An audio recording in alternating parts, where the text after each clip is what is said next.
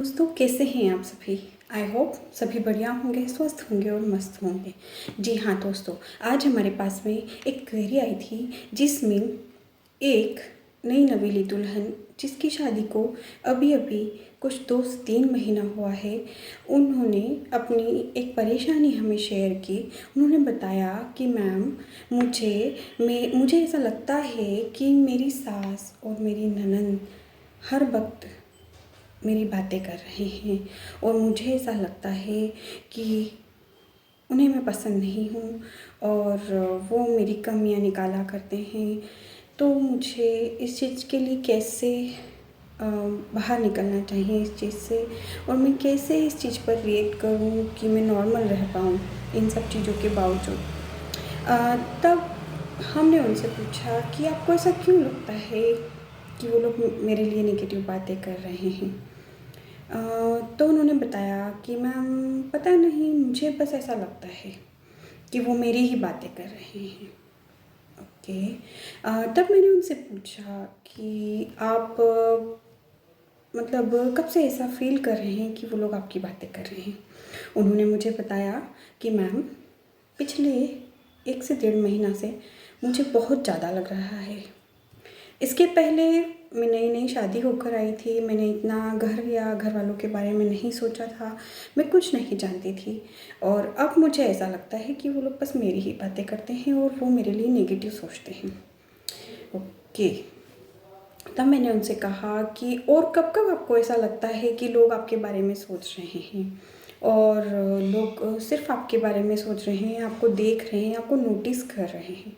तब उन्होंने मुझे बताया कि जब मैं किसी पब्लिक वाली प्लेस पर जाती हूँ तब मुझे ऐसा लगता है कि लोग मेरे बारे में बातें कर रहे हैं।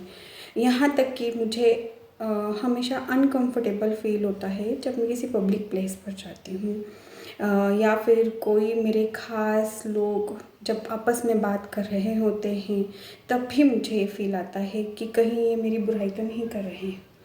ओके।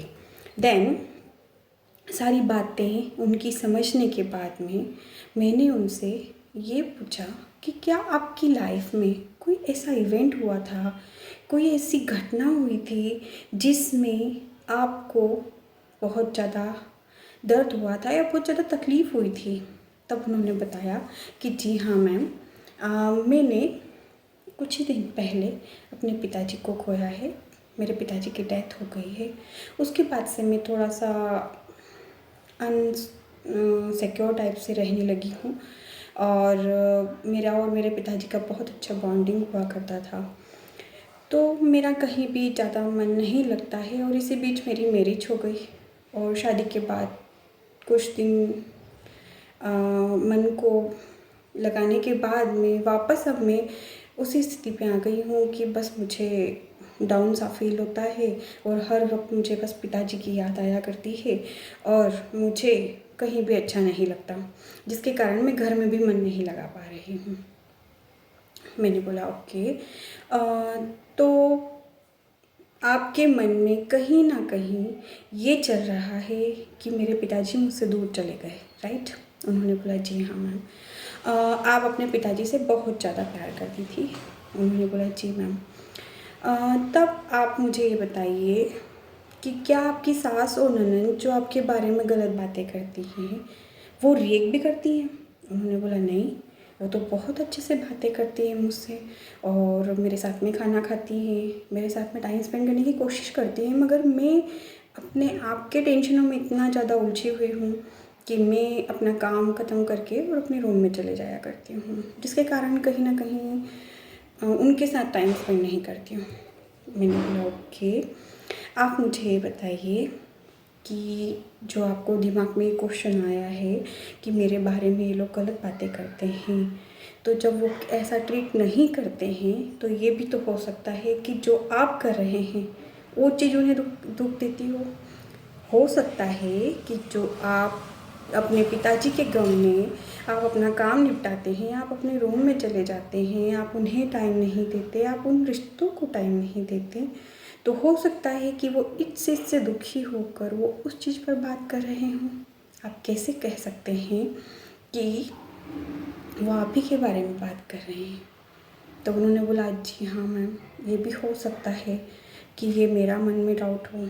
तो मैंने उनसे बताया कि जी हाँ, ये आप ही के मन का डाउट है और ये सिर्फ़ और सिर्फ आपके अंदर जो नेगेटिव पैटर्न्स बन गए हैं, जो आपके न्यूरॉन्स जिनके अंदर बहुत ज़्यादा गलत इफ़ेक्ट पड़ा है और उन्होंने अपने अंदर जो नेगेटिव थिंकिंग है उसे इकट्ठा कर लिया है, उन न्यूरॉन्स के बार बार एक्टिवेशन के कारण आपके मन में बार बार ये ख्याल आ रहा है कि सब लोग मेरी ही बातें कर रहे हैं, सब लोग मुझे ही देख रहे हैं या फिर मेरे ही बारे में बोल रहे हैं, जबकि ऐसा कुछ भी नहीं है। अब आपको करना क्या है? उन्होंने बोला जी मैम, मुझे आप जल्दी से जल्दी सॉल्यूशन दे दीजिए ताकि मैं अपने परिवार में बहुत अच्छे से रहना चाहती हूँ और मैं रह पाऊँ।